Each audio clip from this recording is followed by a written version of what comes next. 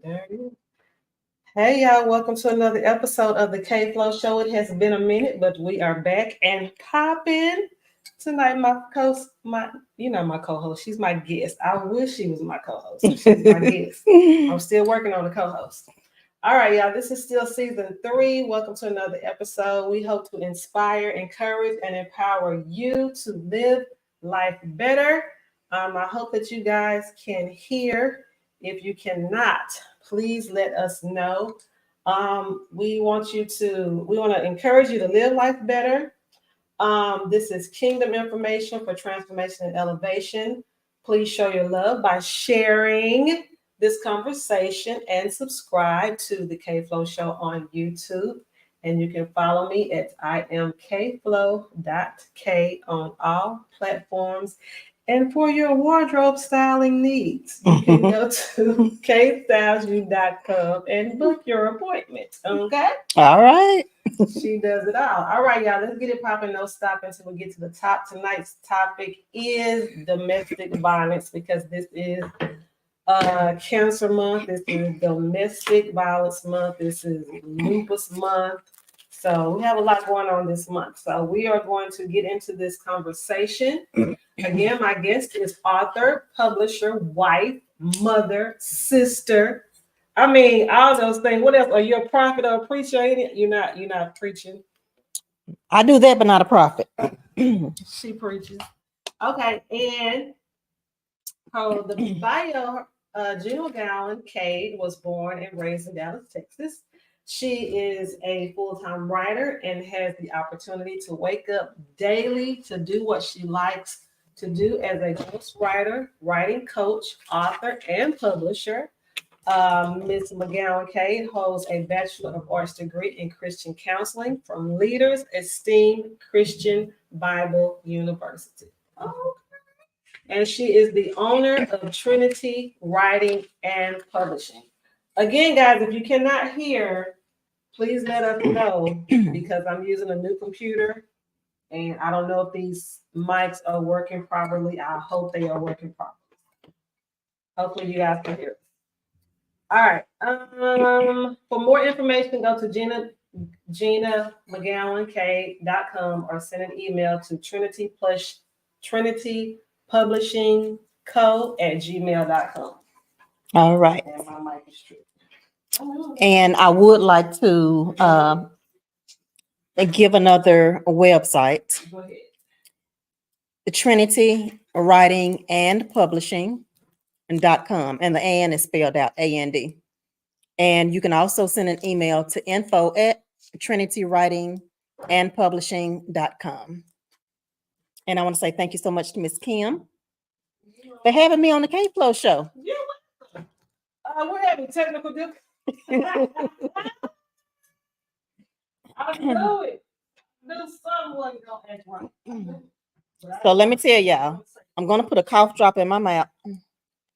Sometimes I'm goofy. I'm talking. So if y'all see it go, shoo, it's okay. Okay, I'm just gonna. I will pick it up before I leave. Okay. Yeah, we got a real ghetto situation over here, but it's all right. Okay, so the first thing we want to get into this is domestic violence, and so the first question I want to ask, because this is a question that I often have when I hear people talking about being in domestic violence situation, that because sometimes it's a little hard for me to understand. I can't relate really, but so how does a person get into a domestic violence situation? Like, how does that happen? Sometimes you may be with someone that you have known since school and you just haven't seen that part of them. So sometimes you can actually marry a person and it's directly after you get married and that the person will change on you. Their true self will come out. They're comfortable now because, oh, I got her now. She's mine. So it's like a lot of times, and I'm going to say a lady, but domestic violence is for men as well. Right. So sometimes it's like a lady becomes like they belong to them, like you are my domain. And I know that some men will say those words like you belong to me. So Byron and I, my husband, we were watching a movie last night on Tubi. Good old Tubi. Yes. And this lady met this guy at a family picnic. So he was really nice to her. And after she moved in, she noticed he would say things like, "You don't have to go see your mother this weekend. You just went last weekend." But she and her family were close. So it starts with little things like that. And she said, "Okay, so I will be going over there in 3 weeks, so I'll just see her then." You start letting things go. We have to teach people how to treat us. Right. So once you start letting things go like that, more and more things will happen. Just like with a baby, if they come up and they pop you on the arm and you giggle, hee hee hee, okay, you laughed at that. They're gonna pop you a little harder next time, Right. because you're allowing them to teach. You are teaching them Right. how to treat you. That's right. Yes. So the same way, and we don't always see all the characteristics of a person until they think, "Oh, I got her now." So that's why it happens. I would so say. essentially, then someone is sending their representative Mm-hmm. up, first when y'all first meet, when y'all first get, involved or start talking or whatever. Mm-hmm. But I see, this is my thing. Like, you got to be pretty tricky and slick to keep that up for a long enough time. Some men do it for years. They can keep it up for quite a while. Yes, but they know it's a plan. So in the back of their mind, they're like, "I just got to do this for the next 3 months, and I know I'm gonna have her, or I got to keep this up for 6 months, and she'll be mine." That's crazy to me. And a lot of times that's the thing. Like the movie last night, the guy truly had a mental illness. He told one of her cousins, so she had been living with the guy and she moved out. And she said, "I'll feel safe if you move in with me." So he did. And it was Bow Wow that moved in with her. So he went outside. They had a baby together. And she said, "He's still outside." So Bow Wow went outside. He said, "Say, man, everything all right?" And he was like, "Have you ever had somebody that you just couldn't live without? You loved her so much you just couldn't live without?" And Bow Wow was like, "No, man, I ain't never been like that." He could see then, oh, it's something wrong with this guy. But before then, he thought, she just wanted to get away. She did show her wrist where he had really messed up her wrist. So he saw that she had been abused. So he did help her to move out, and he moved in with her to protect her. Yeah. So let's talk about what are some signs that a person may have violent or abusive tendencies. So the first thing that a lot of times we notice is a man will try and keep you away from your family and your friends, your close friends, because those people know you. Right. So they can look at you and tell something is off. Right. Something is not right with you, girl. Tell me. So in the movie last night, the sister said, "Don't let him keep you away from your family." The sister could see. And she said, "Oh, girl, he ain't gonna keep me away from my family. I'm still coming around." She said, "But mama said you haven't been coming around like you had before." The sister know. Right. She knew the signs already. So the girlfriend, she went back and she got ready to go one weekend. She got a baby ready, packed his bag, and she went to the front door. There was a chair blocking the door. She couldn't get out. She went to the kitchen trying to get out the side door, and a whole cabinet was pushed down. Wow. So she couldn't get out that door. Yeah. So that's just one of the signs. It's many things. People can be different. They can do different things. So you never know everything until you're actually in that situation. And from that, I want to say a couple of tips. Is that okay? Yeah, go ahead. So one of the tips I heard about, and I've heard it twice, a lady would call 911, but she says, "Hi, I like to order a pizza." And the officer on the other line would say, "I'm sorry, ma'am, you've called 911. Yes. Ma'am, are you in distress? Yes. A pepperoni pizza, please." So that's a great way to let the police know. And you can just not hang the phone up so they can trace your phone, especially if it's a landline. Okay. So if it's not, though, at the same time, when you order pizza, you need to give the address. Right. So you'll say, "I'm at 1911 Fig Boo YouTube," whatever it is. So they'll say, "Okay, we're sending someone, they're 2 minutes away." So a lot of times they say, "We're going to stay on the line with you." So even if you have to set the phone down, you don't completely hang the phone up. Right. But you may let your abuser think you've hung the phone up after you've ordered the pizza. Another thing, the second thing I want to say is the hand signal. So I saw this on the news one day, and I believe this was one on TikTok as well. So a young lady was walking with this guy who wanted to do the sex trafficking. He had kidnapped her for sex trafficking. So she was walking beside him, and they were at the park, and the young lady had somehow found out about the hand signal. So the palm of her hand went up, her thumb went in, and she closed her hand. So if you're walking side by side with someone, you're going to just maybe like a stretch. So they don't know, the person that's walking side by side with you, your hand is behind them. Or you can extend the other hand where they're not looking. They're looking straight ahead, but you're doing this with the other hand, and they can see what's going on. So the hand signal is very important because a lot of people are catching on to what it is now, especially since it's been on TikTok. Yeah, it has been on TikTok. I remember that. So here's some other things like when people are controlling, that's the sign, like she said earlier, that somebody is abusive, because sometimes people just don't know what the signs are. If you grew up in a household where there was abuse, maybe your parents didn't get along, there was a lot of arguing, yelling, whatever. So you may not be aware that type of thing is not normal. It may have been normal for you growing up, but those are really signs of true signals of some type of abuse, whether it's mental or physical, or emotional, because I've been in situations where people are more controlling. I was like, nope, this ain't for me. Again, like she said, they try to keep you away from family and friends. And sometimes they just won't accept no. And I'll give you a personal story. So I was working with somebody in a studio one time, and the guy was really persistent about us, hanging out or going out for a date or whatever. And I said, told him, I was like, I'm not here for that. And I've shared this story before, and I told him I'm not here for that. I just wanted to come up here, hang out, and learn about the studio business and things like that. Well, he was really, really persistent about taking me out, even though I had said no several times.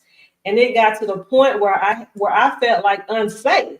Because I'm going up here during my leisure time, hanging out or whatever, but I didn't have anybody with me because I didn't think I needed, any type of protection, because he's supposed to be this cool dude. But after being, around him, he started, deciding he was interested or whatever.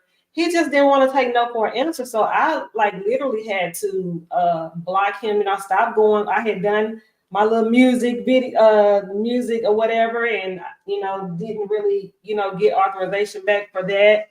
And just some other things. And I'm just like, man, I really gotta block this dude, because now you're making me feel unsafe. Right. And then there was another situation where, and see, these are all signs. These are stuff that I paid attention to. Like, you can't really slide nothing past me unless you're real slippery. And there was another time where I went out on a date with this guy, and had never, been familiar with him, from high school or whatever, but really didn't know him. Went out on a date. Well, he had too much to drink. Right. And it was raining real bad that day. And so I'm like, wow, and I don't drive. So I'm like, this guy's been drinking, heavily. And I could tell, that he had passed his limit. I was like, okay, well, I'm just gonna have to pray, because, he got to get me back home. So on the way home, we were sharing some personal stories, stuff of information. And he just went ballistic about something, that I told him. And I was thinking, okay, he's drunk. Right. And see, I didn't know the guy. So now I'm I'm afraid for my life, because then it's raining and he's driving a little erratically and he's drunk. And so I was like, all I could do was pray, Lord, just get us home. Yes. Right. Because he was acting a fool the whole way home. And I'm telling you, this was our first date. So I was like, yeah, first and last. And the sad part was, he was so drunk that I didn't want him to leave, because I didn't want him to get in a wreck or anything. So I allowed him to stay here, for a couple of hours and just sleep it off. But baby, after that hour or so, I was like, Time to go. You got to go. Mhm. And I ain't never heard from him since then. So Good. those are things like it's stuff like that you just have to pay attention to. And some people might write that off as, oh, he just had too much to drink. That's the fine. And look, Charmel just said she's on Facebook, and she said the red flags early makes a big difference. Right. That made a big difference. That was a big red flag, Yeah. and it made a difference. You knew no more. No more. Someone else said, let's see, this is Trinae. They wear a mask. Mhm. Yep, they do wear a mask, and they wear it well too, to where we don't see a lot of times what's behind the mask. Right. We have narcissists. Narcissists are very clever in what they do, how they do things. Right. Easy. Their character it's like they can be a character in a book. They can put on a whole new somebody else. Yeah. And we don't know it sometimes until it's too late. Right. And this ain't just for mental and verbal abuse and violence. This is also for sexual abuse. Mhm. They do that too, because I've been encountered that way as well, where somebody put on a whole mask Mhm. for a whole 30 days, Mhm. pretending to be something that he was not. Oh, but I found out. Mhm. And Yep. again, you just have to pay attention, because baby, these people is slippery Mhm. and slick. Okay, so let me ask you this. What are some of the reasons why you think people stay in these situations when they know that they're in danger? Why do you think that There are several reasons. Some ladies think they can't do any better. So once they get in a situation, a lot of men will beat them down. They will beat down their self-worth, like they have no value to their life. But right now, I want to tell all ladies and men as well, there is value to your life. If you're still living and breathing today, there is much value to you. There is worth deep down inside of you. So sometimes it takes a while before we see these things when we're with people and they are beating us down and they're saying, you're no good, nobody's gonna want you. Look at you getting fat, your hair falling out. All that's happening because you're with them. But once you leave that situation, you will be back to yourself. You will be better. You'll start looking decent again. You will have a reason to dress better, a reason to go and work out and be healthy again. But just staying in that situation, for everyone that's listening, you will not get better while you are there, because that is such a dark place. And when we are in these dark places, nothing is going right. We can't even, so it's like a clutter. Our mind is cluttered. All we hear and all we see is right what's in front of us. But when we leave there, oh my goodness, I can breathe again. Ooh, the sun is shining again. Where you may say, what happened to the sunshine? What happened to the birds chirping? But all of that went away when you were in that. And y'all want y'all to see I'm wearing my purple bangle. We both wearing pink and purple, so we representing Breast cancer. So I actually just left a cancer awareness. My aunt gave a cancer awareness event today. So I was a speaker there. I had to get up and read something. So it was really nice. She just went through, I forgot the medical name for it, the medical term, but she had to have both breasts removed. That's my mother's sister. Another sister, she was here from Houston, or she is here from Houston.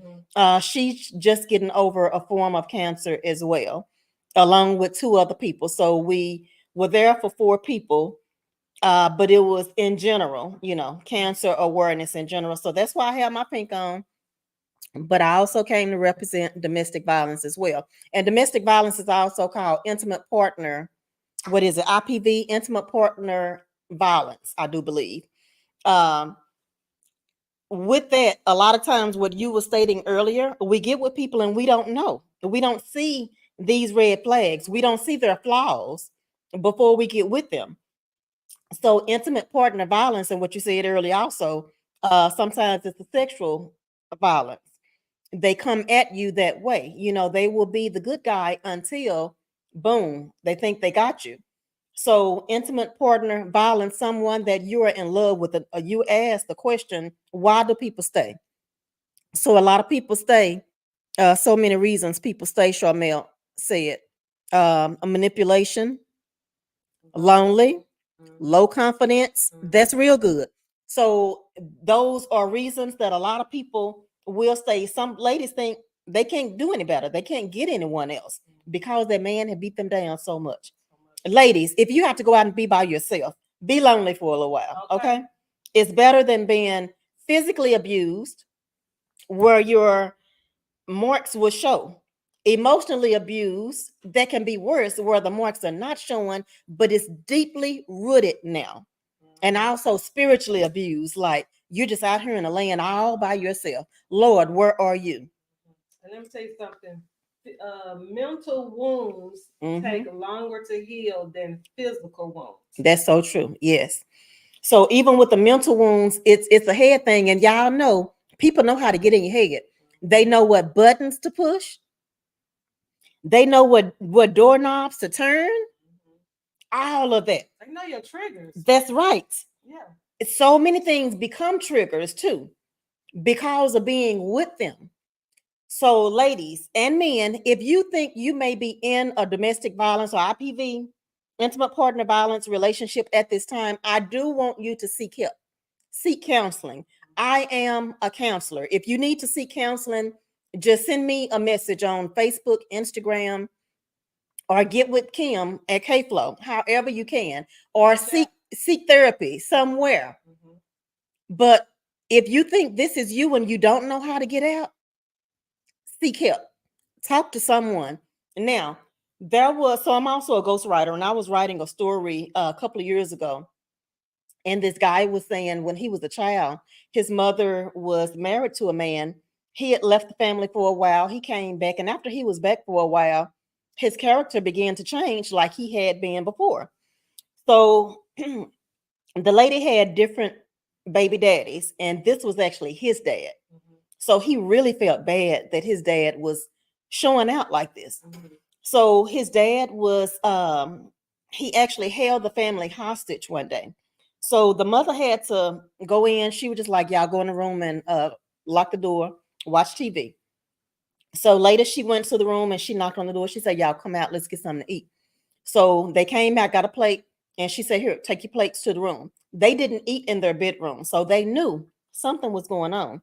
Get your plate, take it to your bedroom, lock your door back. So she later went to the room and she said, I need y'all to pack a bag. Now, what I'm about to say, I'm going to say his story, but I want y'all to know there's something called get out and take nothing. I wrote that down. What is it? Leave everything and get out. There's a time when things are really heated and you may be thinking, all I have left of my mama's is in that room. I gotta have it before I leave everything and get out. Your life is more important than physical things. Okay. Now back to his story. His mother later went back. She got their plates or told them to bring their plates out to the sink. And she said, Mr. Whoever, he's in there asleep. She said, I fed him and he's asleep. She said, in about an hour, I'm going to come and lightly knock on your door. Do not have the TV up loud so you can hear me knock. When I knock, I want you to have your bags. Go ahead and pack your bags now. Have your bags ready. And we're going out this window right here. So the door, the room where she had all of her kids locked in, they were going to escape out that window. Oh, wow. It was about an hour later. She came and lightly knocked on the door. They unlocked the door quietly. And she said, excuse me, she said, do you have your bags ready? They showed them their bags, backpacks, a suitcase, whatever. And I remember one had a black trash bag. They took their things, threw them out the window, and they went out. The mother stayed behind to make sure all of her kids went out, and they helped her to get out. So that was how they got out, and they did not go back for anything else. Whatever they had in those bags was all they had. Right. But remember, leave everything and get out when you have to, okay?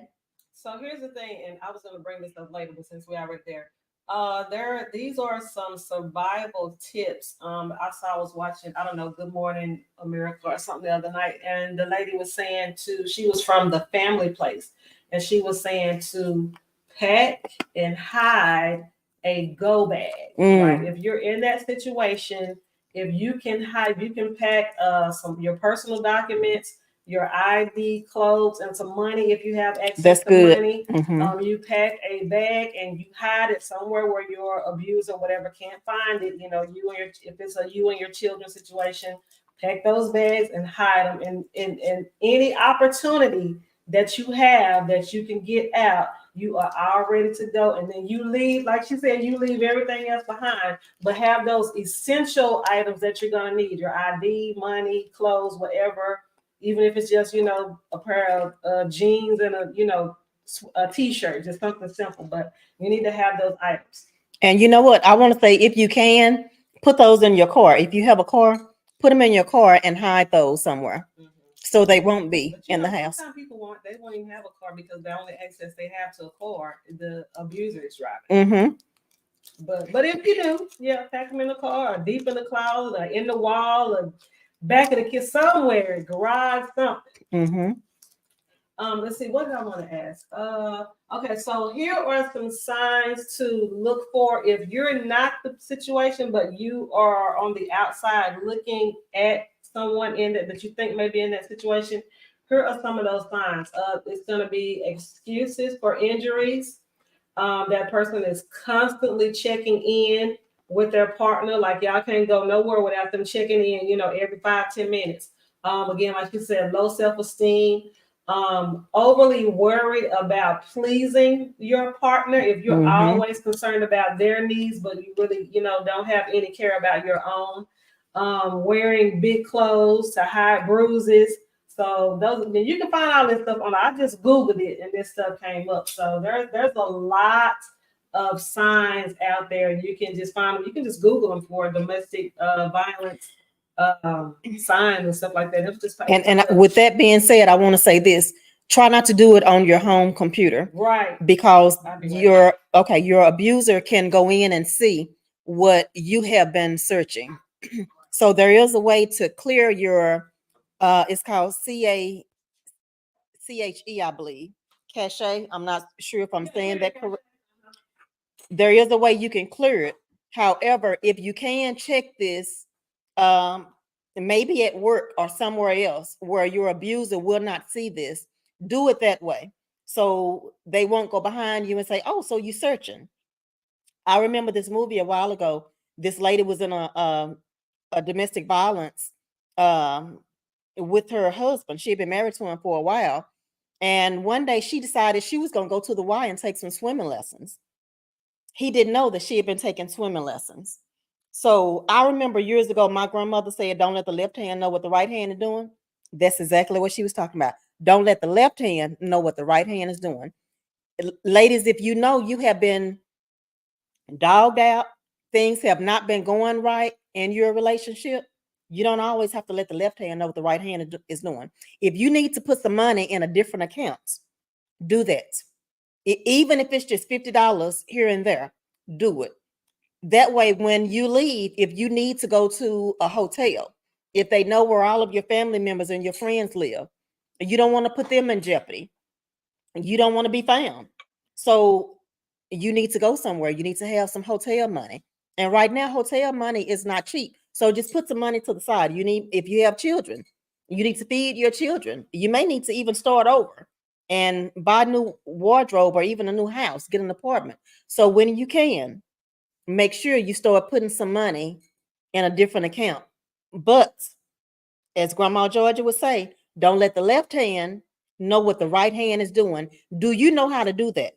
Can you safely do that? Even if you have to get a co-worker to say, "I need you to put this aside for me." Even if it becomes their pillow or your pillow money, but at their house. Like, you don't have to put it in the bank, but just keep it at your house for me. I might call one night and I need it. So we need to always let someone know what's going on. So what Kim was saying earlier about the wearing the baggy clothes to cover these things, you're always calling to check in, you're trying to overplease your partner, you will know if your friend or family member, if we pay attention, we'll know if they're going through something similar to this. So what we need to do now is start paying attention to our surroundings. Like if we're going out with someone, even if we're just going up to McDonald's and we're leaving their house for 5 or 10 minutes, are they calling to check in? Hey, I'm here at McDonald's. What did you say you wanted? We know that he know you're at McDonald's, but we also know you're making sure he knows that you're only at McDonald's. Right. And you're checking in because this is what he wants you to do. This is what he expects for you to do. So we have to be aware for our friends as well.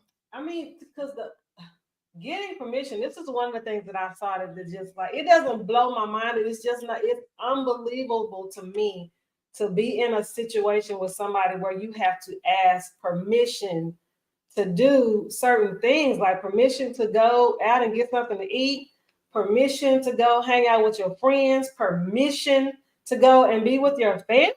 I cannot fathom, but I know it happens. Yep, it happened on that movie last night that Barbara and I was watching. And when he blocked the doors, he literally put his fingers to her throat, somewhere right up in here, and she started to black out. So men know exactly what to do. There was a something else that I watched, and this lady had gone and she was taking defensive what do you call it, defensive something classes, where she learned how to fight. Yeah. So that's another thing, ladies, that we should be doing. If we know that we are in a domestic violence relationship and it's not so easy to get out right now, they'll say, if you leave, I'm going to kill your mother. If you leave, I'm going to kill our child. Right. Take some classes, defensive what? Defensive something classes, but look it up. Self-defense classes. Learn how to fight. Learn how to get those points where it hurts. Learn where to hit, chop, kick, whatever it takes. So, as Kim mentioned earlier, I'm also a publisher. So I did a book anthology a couple of years ago, and one of the ladies, she told about her domestic violence relationship. So she was with this guy, and he was a big drug dealer in a small town. So people in their small town knew him, and they knew that she was his woman. So he started her to stand away from her family. He wanted her to stay in the house, don't go anywhere. She went out to the mailbox. Someone saw her. Hey, man, I saw your woman. You saw her where? I saw her outside. He went to the house and he beat her up for going to the mailbox. Oh, wow. Maybe he didn't know that she was just going to the mailbox, but that's all she went, was to the mailbox. There was a time that their fight was so bad, they went into the ER. He was messed up from how she had got him, and both of them were messed up. But the ER doctor told her, I don't see how you walked in here. He hit her in the head with a 2x4 and it had a nail in it. Her story was really gruesome. It was very bad. But she's alive today to tell that story. Yeah. So I'm glad that she was able to. One of our authors, she's written her first book and she's writing her second book. First book was it was something totally different. But this book is about her leaving one state, going to another state to get away from her abuser. And she talked about in the state where she was in New York, she was on public transportation and the guy spotted her. He pulled her off by her hair and pulled her so many blocks. Someone she had gone to school with, they were in college or a trade school, saw what was going on and she went to help. So he started beating on her too. So just imagine being pulled down the street blocks and blocks. People were seeing this happening, but men did not step in. See, that takes me back, and I'm about to go way, way, way back to high school. We had some bullies in high school. And do you know that I remember this one time where it used to be, well, meet me after school at 3 o'clock, right? So Mm-hmm. these particular, there was two of them, Prentice King and the Frederick was another one. I think they both did now. But one of them literally had me outside and beat me up after school. And do you know some of these big old boys, some of the bigger boys who just stood there and watched? Mm-hmm.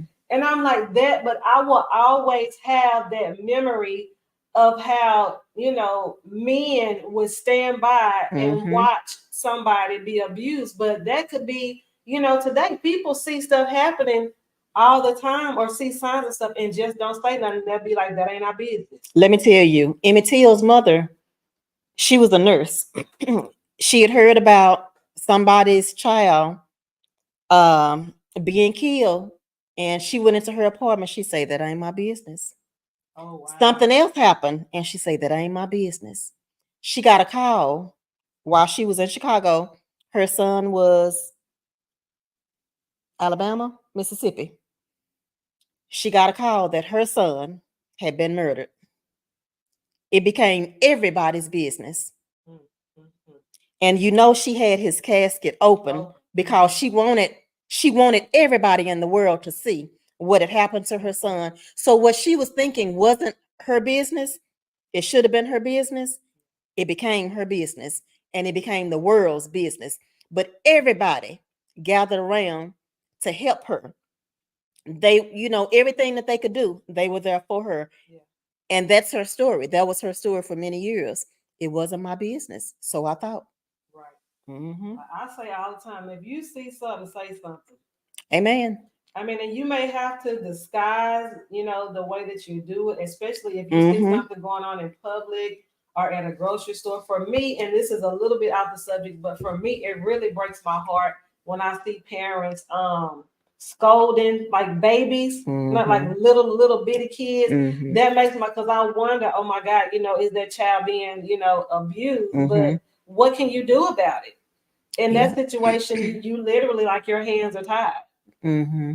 But for grown folk, if I see a man and he, is talking to an old girl a little, funny or whatever, I might give her an eye and be like, you Are you good? okay? You good? Mm-hmm. I'm gonna give her something. Because if not, I'm gonna pop up. Mm-hmm. But even with those parents that are talking crazy to their kids out in public, I give them an eye too. Let them know somebody's watching. Because that happens too often, especially in our community. We see it happening too often. Yes. Especially. Mm-hmm.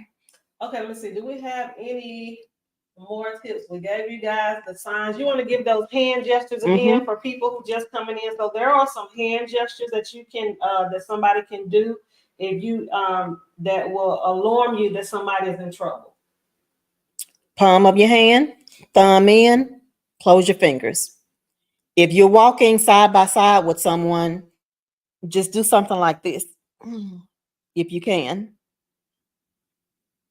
let them know. Or if it's the other hand, you're not where you're walking side by side and they can see, but some type of way you just kind of where they don't see. Right. Inconspicuous. Inconspicuous hand signs. Yes. The other one I would like to say again. Go ahead. Call 911. And ask for a pepperoni pizza. That's it.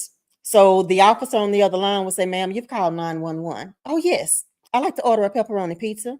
Ma'am, are you in distress? Yes. How much is that? I'd like to get a medium. Ma'am, are you in distress? Yes. Sure.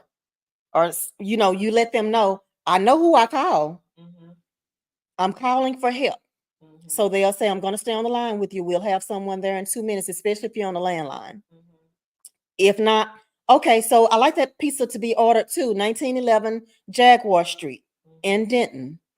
So you make sure you let them know the apartment number or unit number if you should have one. So they will come to the right door. And even if your abuser think you have hung up the phone, don't hang it up all the way. Just set it down or something, but don't hang it up all the way because they need to hear the officer on the other line needs to hear what's going on. Oh, this was good information, honey. We are doing the Lord's work on tonight. You hear me? Mother said, help somebody. I say, I pray to help a lot of somebodies. A lot of Yes. somebodies. Okay, so what else we got here? Oh, here are some signs that people. Here are some signs that you are with an abuser. They are controlling. They want to keep you away from family and friends. They won't accept no. They are punching walls and screaming and throwing items when y'all get into arguments. They blame you for everything. They embarrass you in front of people. They accuse you of cheating. They always think you're doing something. They abandon. This was I didn't.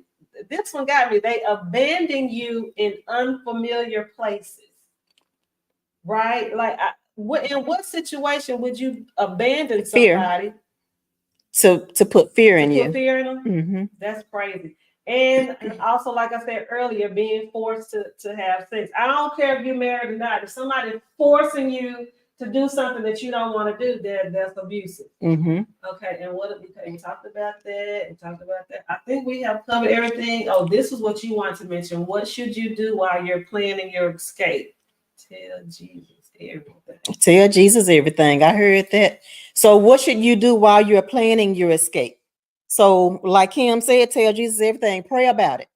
Seriously, say a prayer. And so I said earlier that I was at this cancer awareness event and I had to read something. So I read from Joshua, have I not commanded you? Be strong and courageous.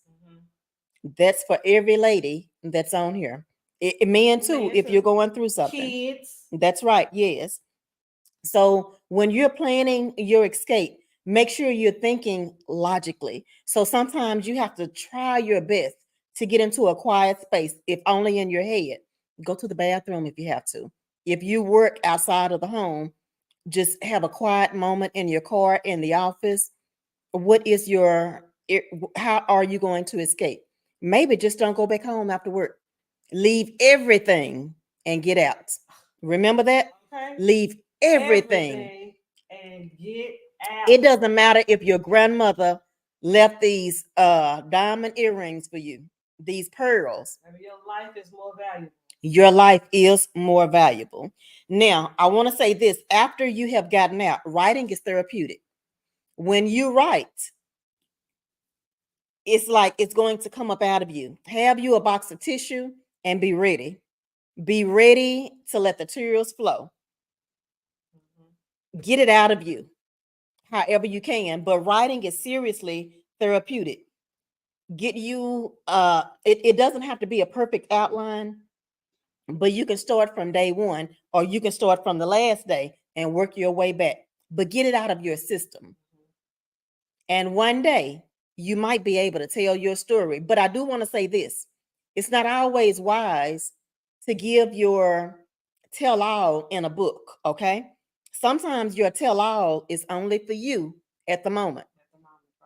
A lot of people that know your story will say, girl, you need to write that book, make that money. It's not always about the money. Your life could be in jeopardy while you're trying to make $1. Right. Even if while you're trying to make $1 million. Wait till you're safe. Exactly. Wait until you are safe. So I'm sure some of you know about parents that maybe some of the parents didn't know how to really raise their children. So a lot of times they were abusive. They just didn't know how to talk to them, whatever happened. But a lot of times you will see where an adult will talk about the things that they had to go through, but they wait until after their parents are no more. That's the time to talk about it. Like, you're not trying to embarrass your parents. It's okay. They did. Maya Angelou said something about do what you can to the best of your knowledge, but it was more like do what you can do with what you have. Right. A lot of times back in the 60s, 70s, 50s, whenever, your parents did the best they could do with what they had. Okay. Sometimes we find that things are generational, and we thinking this is a generational curse that's on me. Sometimes that's all they knew. Right. So they are doing what their parents have taught them to do. That's what their parents did. You do what you see. Exactly. You do what you see. So it's not always wise to give your tell-all when your ex-husband is just around the corner, when you know he's riding up and down the street, when you know he knows where you are, or if he can get to you, if he can get on a plane and get to you, he know that address. Right. That may not be the time to write about it, okay? Be wise in all that you're doing. What's the scripture? Be wise as a serpent. These serpents know they're going to sliver their way in, They split. but you have to be wise. It's so many. I've seen so many movies where people think that they have outrun their abusers, and out of nowhere they just pop up. That's right. So yeah, you have to be careful in these situations. We are not advising anyone to do anything that is going to put them in harm. But please let someone know that if you are in these type of situations. Again, there's a place called the Family Place. They are open 24/7. That contact phone number is 214-941-1991. Also, the 800 number, 800-799-7233. There is another center called the Bridges Safe House Resource Center, and that phone number is 469-272-4441. So if anyone out there are in an abusive situation, domestic violence situation, there are people out there to help you. Reach out. There are numbers. There are people. Reach out to a friend. Reach out to a family member. Hey, let somebody know so you can get some help. Can we take questions? We can take questions if anybody have any questions. Hello, Mr. Larry. Hello, Robert. Hello, Deketra. No, we are not talking about Prince Harry, man. We are talking about domestic violence situations. Does anybody have any questions or any comments before we end this session? Your people over there good? They're good. Nobody has anything. Nola, you have anything you want to say, love?